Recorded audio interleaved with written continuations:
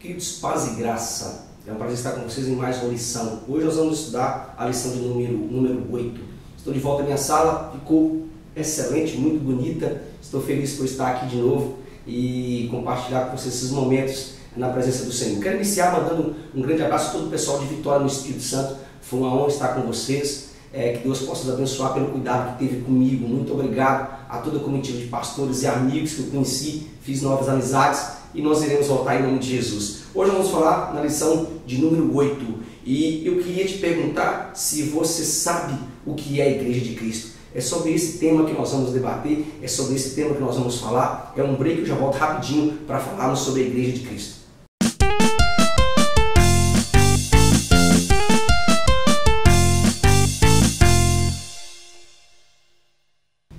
Bem, estamos de volta hoje com uma lição maravilhosa. Hoje nós vamos falar sobre a Igreja de Cristo, é a lição número 8.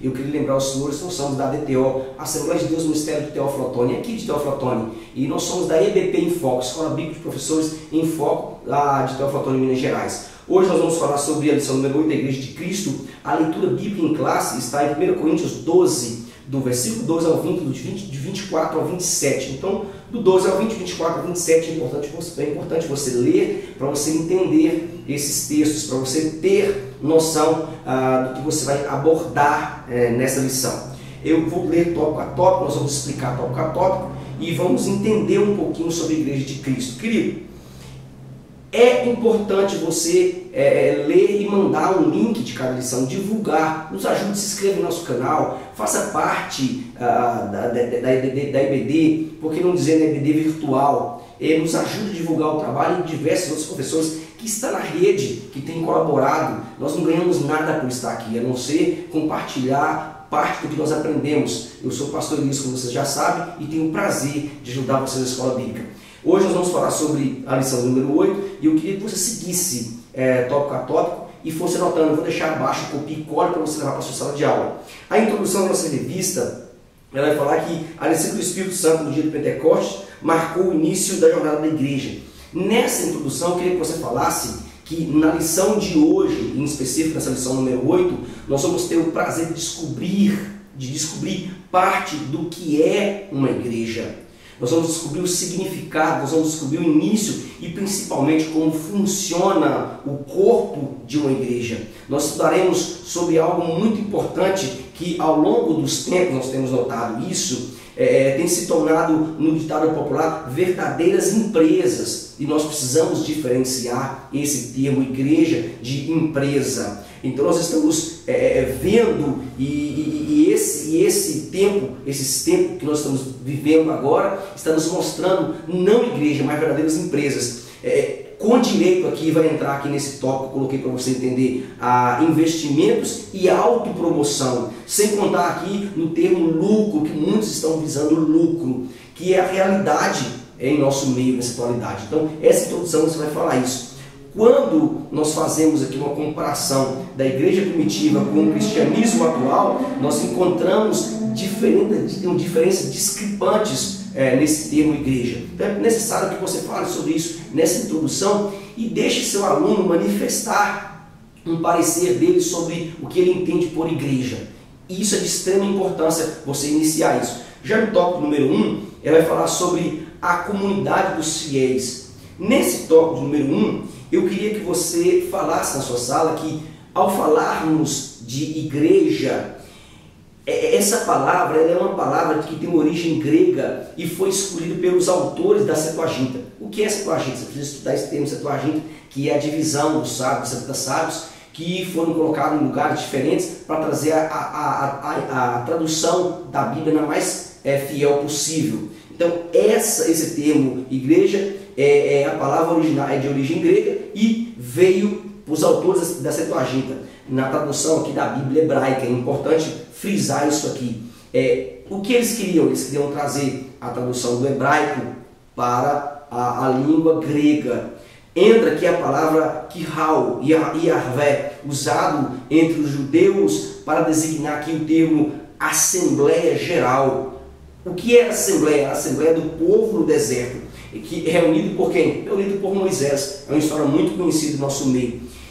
Etimologicamente, querido, a palavra grega eklésia, ou eclesia, como dizem alguns, é composta de dois radicais. Esses radicais é ek, que significa para fora, e eclesia, que significa chamados. Então nós temos igreja não constituída por paredes aqui, templos, mas igreja chamados para fora. Nós somos chamados para quê? Para estar fora, para estar pregando, para estar levando a boa nova.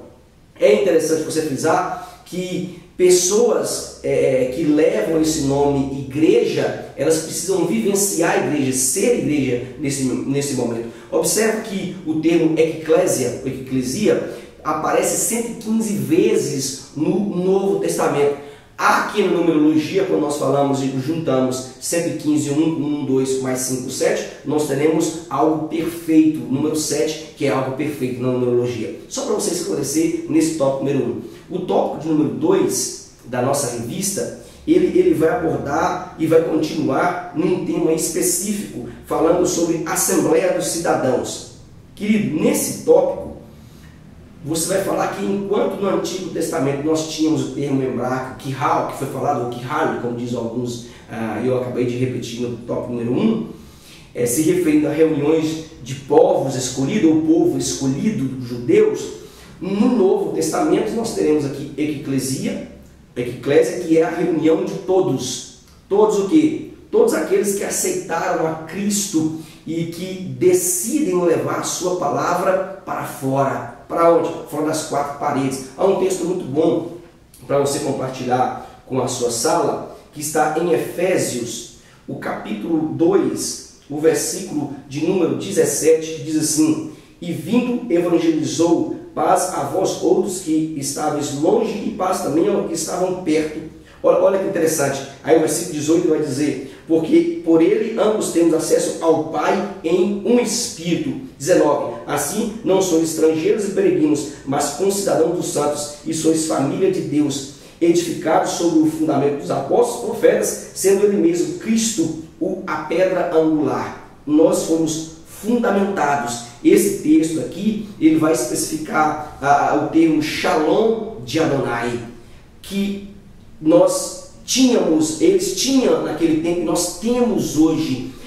Deve-se explicar nesse texto a diferença entre termos paz e sentirmos paz. Porque quando o homem teve a desconexão com Deus no paraíso, ele entrou em guerra com Deus. E essa guerra, o homem, estando longe de Deus, ele não tinha paz com Deus. Logo, quando nós aceitamos a Jesus, nós temos paz com Deus, porque Ele nos reconciliou. Agora, sentir paz é diferente. Sentir paz é um estado. Eu posso continuar tendo paz com Deus, porque eu aceitei Jesus, mas eu não sinto paz pelos problemas que estão à minha volta. É interessante que, apesar desses problemas, apesar de todos esses problemas que eu tenho, eu continuo em um estado de paz com Deus.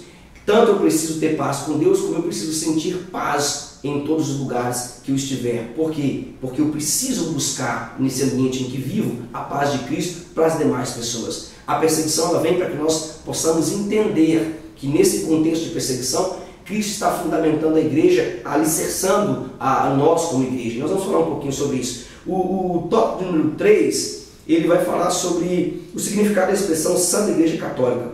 O adjetivo católico ou católica é anterior ao nascimento da igreja. Em grego é católicos, que quer dizer aquilo que é conforme o todo. Hoje em dia a palavra equivalente seria holística, é a palavra desse tempo. De uma forma geral, você precisa entender que a tradução para a palavra católica é universal, é o que nós mais usamos. Eu sou católico? Com certeza. Apostólico? Com certeza. Só não sou romano. Essa é a diferença que nós temos no nosso credo.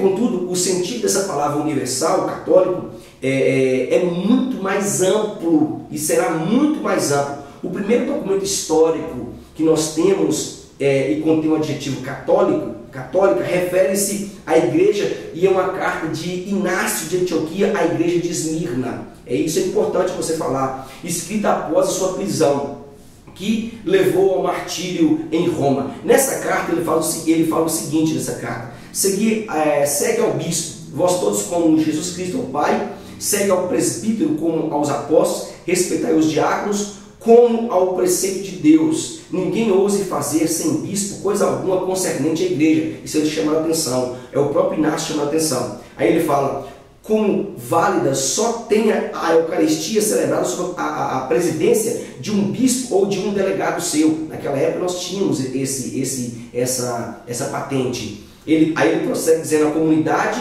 se reúne onde estiver o bispo e onde estiver Jesus Cristo e está a igreja católica. Então ele usa esse termo católica nessa carta, nessa admoestação. Aí ele vai prosseguir dizendo, sem a união do bispo não é lícito batizar, olha que interessante, nem celebrar a Eucaristia. Só o que tiver a sua aprovação será do agrado de Deus e assim será firme e seguro o que fizeres.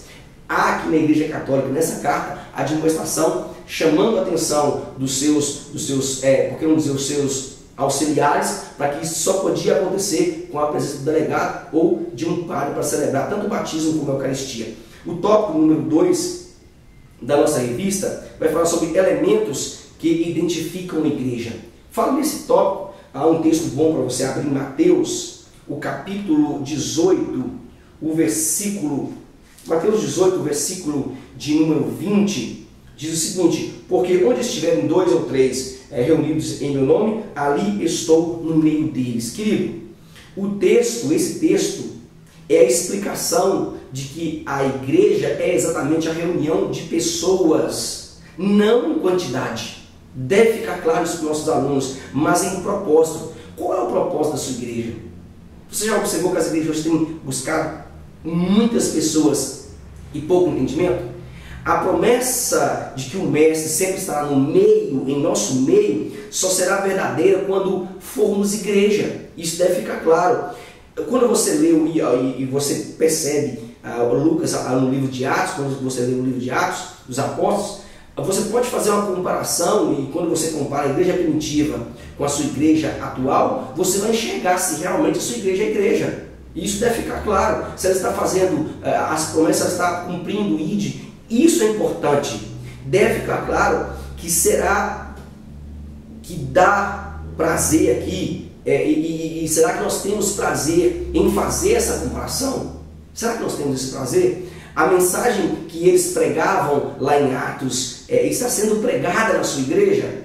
Essa comparação você pode fazer e às vezes não dá prazer nós fazermos essa comparação, porque há uma desconexão muito grande.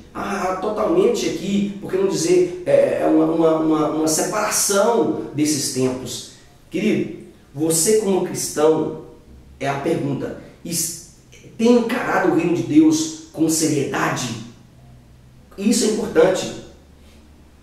A mesma seriedade que os irmãos da igreja primitiva encaravam?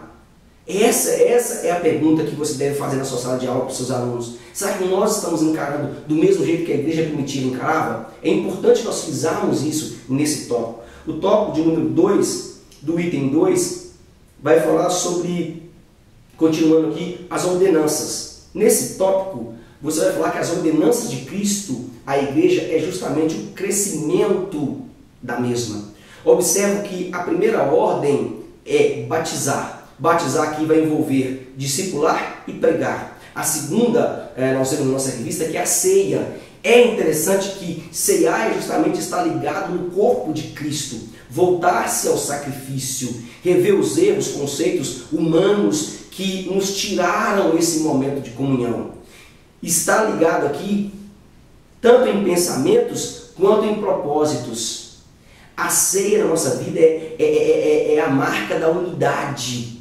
A marca é um relacionamento e principalmente, por que não dizer, a espiritualidade volta-se ao povo, pois só a ceia é quem nos leva e nos faz entender e voltar ao estado de condenação, porque nós enxergamos o Calvário novamente e temos o sacrifício. Você já notou que as pessoas hoje não têm dado valor à ceia nas nossas igrejas atuais?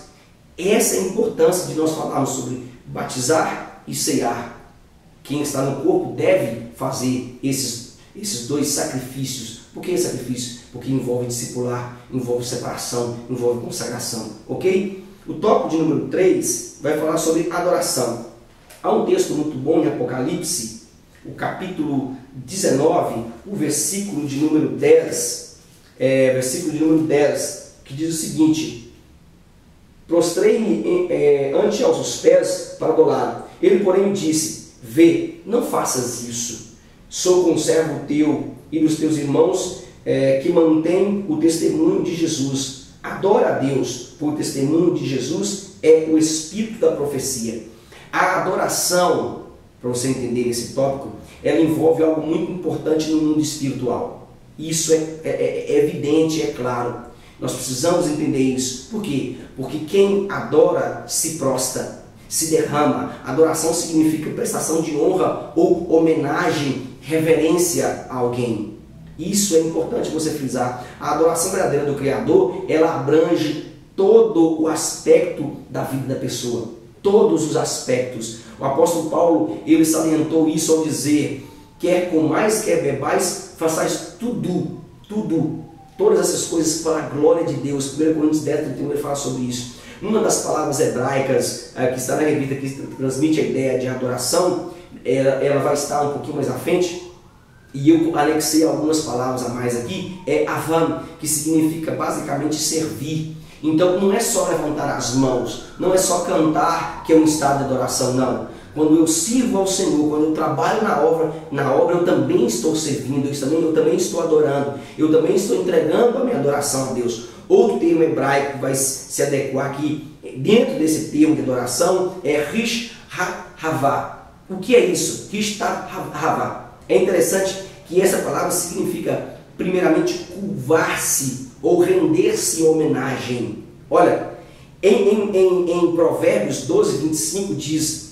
a ansiedade no coração do homem é o que fará curvar-se. Certamente, querido, a ansiedade, ela nos leva e nos faz, ela faz com que as pessoas, até mesmo nós, sejamos quebrantados.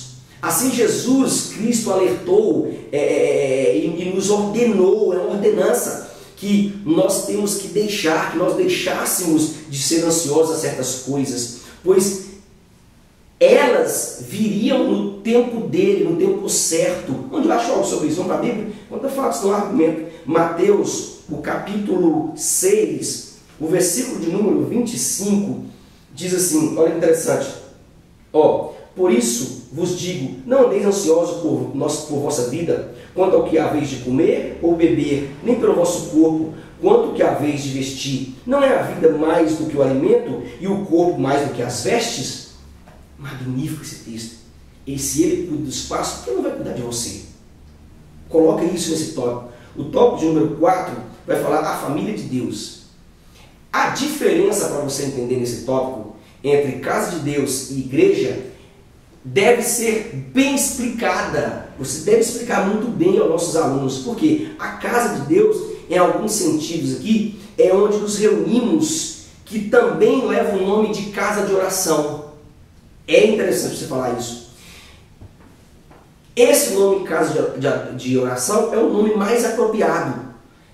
Nós temos aqui o nosso corpo como casa, também conhecido como templo, Espírito. Templo para quem? Templo para o Espírito Santo, como afirma Paulo em 1 Coríntios 6,19. Eu vou dar uma olhada bem rápido para você entender. Paulo em 1 Coríntios, o capítulo 6, o versículo 19, ele diz o seguinte: acaso não sabeis que o vosso corpo é santuário do Espírito Santo, que está em vós, o qual tendes da parte de Deus, e que não sois de vós mesmos? Aí o versículo 20 ele complementa e diz: porque fostes comprado por preço, agora pois glorificai a Deus no vosso corpo. Então esse termo, templo, casa, também vai se adequar ao nosso corpo. Quando temos o termo casa na Bíblia aqui, em algumas passagens da Bíblia, está se referindo à igreja, e isso é uma metáfora referente à família, e isso precisa ser bem explicado. Por quê? Porque é por isso que nós chamamos os nossos irmãos que estão ao nosso lado, os nossos membros, de irmãos. Irmão em Cristo, por quê? Porque eles fazem parte dessa casa aqui espiritual, da casa de oração. Nós somos todos de um mesmo Pai. Ok? Explica sobre isso. O tópico de número 3, dando continuidade à nossa lição, já caminhando para o final, ele fala sobre o corpo de Cristo. O termo aqui, corpus mysticum, ou seja, corpo místico de Cristo, é justamente o nome dado aqui à igreja formada por Jesus Cristo aqui na terra.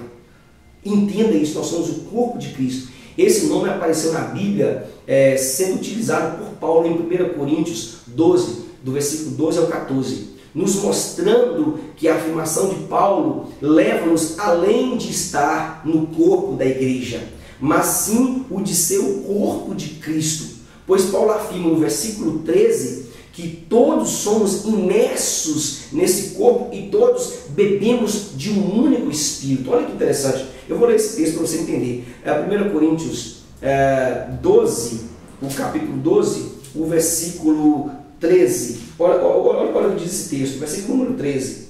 Ele diz: pois em um só Espírito todos fomos batizados em um só corpo, quer judeus, quer gregos, quer escravos, quer livres, e a todos nos foi dado beber de um só Espírito. Paulo faz essa afirmação. Paulo nos mostra que nós estamos ligados nesse corpo de Cristo. Já o tópico número 2, do item 3, ele vai abordar a morada de Deus. Nesse tópico, a morada de Deus, você vai falar que a igreja, como corpo, ela precisa de uma cabeça que pense, de uma cabeça que tenha intelecto. Nós vamos ter uma versão de Paulo, e Paulo afirma em Colossenses 1,18 que Yeshua, ou seja, Jesus Cristo, o Messias, é a cabeça desse corpo. E é interessante que ele fala que Jesus, como cabeça da igreja, quando nós somos perseguidos, na realidade, é ele quem está sendo perseguido. O próprio Saulo, antes de ser Paulo, ele perseguia a igreja achando que estava perseguindo a igreja, mas ele estava perseguindo o próprio Cristo. É por isso que Jesus, ao aparecer, Paulo diz: por que me persegues? Há uma pergunta e Paulo fica sem entender, dizendo: quem és tu, Senhor? Querido, é interessante que ele também faz parte dessa perseguição. Jesus faz parte dessa perseguição. Por quê? Porque está anexado a este corpo invisível que é a igreja. Ele é o quê? Ele é a cabeça, como diz Colossenses. Há um mistério aqui na tricotomia humana. Eu queria que você prestasse bem atenção nisso aqui, porque a tricotomia, nós temos corpo, alma e espírito. Na igreja nós temos cabeça, que é Jesus, nós temos corpo, que são os membros, e temos o espírito que habita no corpo. É magnífico isso. Logo, há um envolver total da tricotomia na igreja. E nós somos a igreja, porque nós somos envolvidos tanto por Deus, como pelo Espírito Santo, como por Jesus. Deve ficar evidente nessa lição. Vai dar muita discussão nesse tópico, e é interessante você falar sobre isso. Já o tópico no item número 3, do tópico 3, vai falar assim: os membros do corpo. Estou acompanhando pela minha revista aqui. A expressão por um só Espírito, e como eu li e reli isso aqui, e para entender foi muito difícil, tive que orar muito para me entender esse tópico. Querido, a expressão por um só Espírito não pode ser confundida aqui com a expressão em um só Espírito. Olha que interessante. A primeira, por um só Espírito, é relativo a estar unidos todos em um único corpo, que é a igreja, por um só Espírito. Olha que interessante. Já a segunda se refere ao batismo nas águas em um só Espírito. Deve ficar bem explicado isso aqui. Dá nó na cabeça, não, mas tem que ficar bem explicado. Então nós estamos unidos no corpo por um só Espírito, como também somos batizados em um só Espírito, como diz o texto de Coríntios, 1 Coríntios, nós estávamos lendo aqui o versículo, capítulo 12, versículo 13 e 14. Nós estamos e somos unidos por um só Espírito, no qual temos o que? Relacionamento de família. Nós somos irmãos, nós somos participantes da igreja de Cristo com um único propósito. Qual é o propósito? Propagar o reino dos céus. Esse é o propósito da igreja. Então, o propósito da igreja é sair para fora, chamados para fora, chamados para falar das boas novas, para evangelizar, para batizar, para levar e, por que não dizer, discipular dia após dia. Querido, Não existe na igreja um papel de empresa. Não existe na igreja um papel que seja o de ter lucro. Se sua igreja está fundamentada em ter lucro, eu sinto te dizer que você vai para o inferno com a sua igreja se você tem consciência disso. Por quê? Porque Deus te chamou para um propósito de evangelizar, de boas novas e não de obter lucro. Quem está obtendo lucro nos últimos tempos nunca entendeu o ser cristão, o estar em Cristo, o viver em Cristo.